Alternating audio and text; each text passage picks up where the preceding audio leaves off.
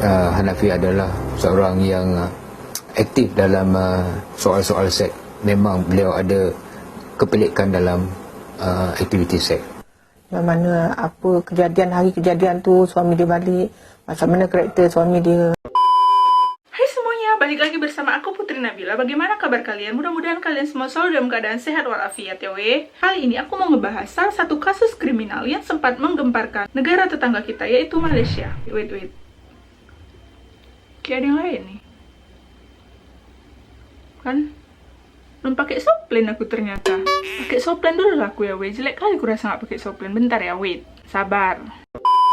Oke, kali ini aku mau ngebahas kasus kriminal yang cukup menggemparkan Malaysia pada tahun 2000 silam, yaitu Nur Suzaili Mukhtar. Kasus yang sempat menggegerkan Malaysia 20 tahun silam ini cukup sadis. Bagaimana ceritanya? Langsung let's jump to the video. Oke, jadi sebelumnya aku mau ngasih tahu dulu latar belakang siapa sih sebenarnya Nur Suzaili Mukhtar ini. Nur Suzaili dilahirkan pada 9 Juni 1976 di Kanger Perlis. Bekerja sebagai jurutera komputer di salah satu rumah sakit swasta di Malaysia dan merupakan anak ketiga dan anak perempuan tunggal pasangan Mukhtar Ibrahim dan Harrison Husin. Beliau lebih dikenal dengan nama Suzy dan merupakan anak yang paling manja dalam keluarganya. Beliau merupakan gadis yang pintar sehingga turut menjadi harapan ibu dan bapaknya yang sanggup berbuat apa saja demi membiayain pelajarannya di United Kingdom. Oke, latar belakang udah tahu kita nih dia siapa. Sekarang kita masuk ke kronologinya. Pada 7 Oktober tahun 2000, sekitar jam 9 pagi, Suzy hendak pergi berangkat kerja untuk pertama kalinya di rumah sakit swasta. Dia pergi kerja dengan menaiki sebuah bus niwe. Kebetulan, di dalam bus itu gak begitu ramai niwe. Setelah menurunkan penumpang di pemberhentian bus Klang, pelaku membawa Suzy ke arah yang tak sesuai dengan lajuan yang sesungguhnya nih weh. Pelaku sengaja tidak mengambil penumpang lain. Si pelaku lalu membawa Suzy tak kemana nih weh. Di situ dia pun udah punya feeling gak enak lah kan. Udah gak iya ini kayak super busnya ini. Gitulah dia mikirnya kan. Seketika dia berusaha gimana caranya untuk keluar dari bus tersebut nih. Dia buka lah pintu bus ini tadi kan. Tapi ternyata pintu bus tadi udah terlebih dahulu dikunci menggunakan switch otomatis. Udah dikunci tuh tadi kan weh pintunya. Bingung lah dia mau kayak mana lah aku nih biar keluar dari bus ini kan. Mutar otak lah dia kayak mana cara biar aku segera keluar dari bus ini. Karena dia udah punya feeling dia nih bakalan diapa-apain di dalam bus ini ya kan. Langsung lah ya kan si Suzy ini teriak-teriak minta tolong sambil gedor-gedor jendela busnya ini nih kan. Tapi nggak ada pula yang lihat isi dalam bus ini karena kebetulan kacanya lumayan gelap. Nah, udah itu, ditengok si supir ini dia berusaha mengeluarkan diri, si supir langsung menampar dan menubruk si Suzy ini weh. Udah, abis itu, langsunglah si Suzy ini diperkosa dan disodomi oleh si supir iblis ini weh. Dan, bukan cuma diperkosa sama disodomi aja dia nih weh di dalam bus, tapi disiksa lah dia, dipukuli lah dia habis-habisan, sehingga menyebabkan 44 bekas luka di sekujur tubuhnya. Udah habis tadi nih weh dipukulinya. Kalian kira udah? Belum. Masih nggak cukup lagi nih weh. Si pelaku lalu menjerat leher si Suzy. Nah disitulah dia meregang nyawa nih weh. Udah meninggal lah dia nih kan weh ceritanya. Lalu dicampakkannya lah weh jenazah si Suzy ini tadi di perumahan di Bukit Tinggi Klang dalam keadaan bugil.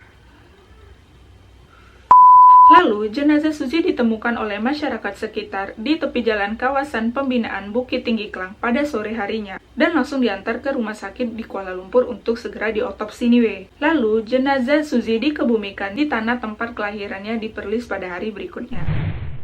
Oke, sekarang kita masuk ke siapa pelaku yang tega membunuh si Suzy ini ya weh. Pelaku utama kasus ini adalah Hanafi Mat Hasan, yang mana selaku sebagai pemandu bus tadi nih weh. Hanafi berasal dari Kampung Rene, Kota Baru, Kelantan. Beliau ditahan oleh pihak polisi di terminal bus Klang 3 hari setelah kejadian. Nah, pada awal pembicaraan berlangsung nih sama polisi, si Hanafi ini tidak mengaku.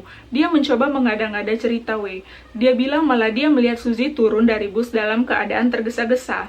Tapi polisi menemui air mani Hanafi di lantai bus dan di dalam rahim Suzy. Nah sudah jelas-jelas nih weh ditemukannya air mani di lantai bus dan di dalam rahim si Suzy nih weh. Masih tetap juga ini si Hanafi kayak nggak merasa bersalah gitu ya. Dia anteng aja gitu loh. Aku nggak tahu pak, kata dia kayak gitu. Bukan aku pelakunya. Aku ya kayak biasa ngantar penumpang sampai tujuan gitu kan. Dia tetap gak ngaku nih weh. Nah untuk menguatkan tuduhan itu lagi ke si Hanafi ini weh, ada salah satu saksi utama yaitu seorang pelajar yang telah melihat Suzy pada saat mengetung-ngetung jendela tadi yang dia tadi minta tolong itu weh. Tapi sayangnya saksi gagal mencoba mengikuti bus tersebut karena dia cuma naik sepeda nih weh. Nggak lah pula terkejar sama dia bus tadi kan weh. Nah nggak cuma si pelajar ini weh, ada lagi nih saksi kedua, jangan sedih kalian, yaitu adanya 3 pekerja asal Indonesia yang bernama Hapsah Fredelikus, dan Marcelinus. Mereka melihat bus yang berhenti cukup lama, lalu mereka mencoba mendatangi bus tersebut.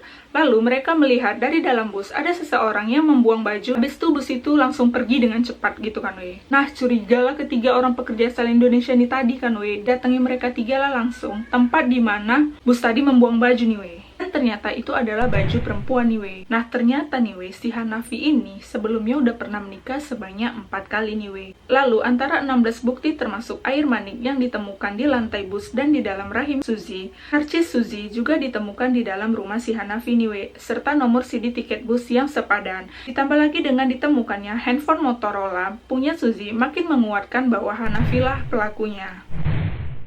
Hanafi yang ketika itu berusia 34 tahun didapati bersalah dan dihukum gantung oleh Mahkamah Tinggi Shah Alam pada 25 April 2002. Berdasarkan catatan kepolisian, Hanafi pernah terlibat beberapa kasus sebelumnya yaitu kasus pemerkosaan tahun 1988 dan kasus pecah amanah pada 1994. Yang nggak tahu sih aku kasus pecah amanah ini apa, mungkin kalian bisa googlingnya itu kasus apa. Dan akhirnya, pada subuh 19 Desember 2008, Hanafi dihukum mati dengan cara tali gantung di penjara Sungai Buloh, Selangor. Ketika itu beliau berusia 42 tahun. Jenazahnya dikebumikan di perkuburan Kampung Kubur Datu Binjai kira-kira jam 6 sore nih. Setelah mengetahui vonis si Hanafi ini tadi nih weh, kedua orang tua Suzy agak at least kayak terbalas lah sedikit dendam kedua orang tuanya ini kan weh, rasa sakit kedua orang tuanya yang mana kehilangan putri tersayang mereka. Ya tapi tetap aja keluarga masih belum rela atas kepergian almarhumah Suzy nih weh. Nah, kabar yang beredar pada saat kejadian Suzy nggak menggunakan pakaian seksi nih weh, malah kayak pakai baju kurung ala-ala Malaysia itu lah weh. Tapi itu tadi namanya kejahatan bisa terjadi kapan aja ya kan weh. Bukan karena pakaian seksi aja orang bisa berbuat jahat sama kita ya kan.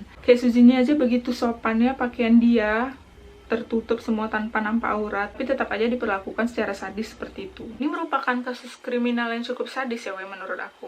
Gak kebayang sih aku udah dia jauh-jauh kuliah di UK sana, pulang-pulang ke negaranya dia dapat kerja, begitu pertama masuk kerja mendapatkan kejadian yang merenggut nyawanya sesadis itu. Ya mungkin gitu lah ya weh takdir hidup dia. Berasa kayak kuliahnya itu sia-sia gak sih weh? Gak kebayang sih aku pokoknya kayak mana perasaan orang tuanya. Oke Las, aku mau ngajak kalian semua untuk bersama-sama mendoakan almarhumah Suzy agar tenang di sisinya dan keluarga yang ditinggalkan tetap selalu diberikan kesabaran meskipun kejadiannya sudah 20 tahun yang silam nih weh. Oke, sekian cerita tentang pembunuhan Suzy. Sesak juga udah ada bahas kasus kriminal ini ya weh. Oke, kayaknya aku bakalan sering-sering upload kasus kriminal kayak gini ya weh ke depannya. Jadi buat kalian nih yang masih sering menggunakan kendaraan umum ya, aku minta untuk berhati-hati lah ya weh, karena kejahatan itu bisa terjadi di mana saja, dengan siapa saja, dan dengan cara apa saja.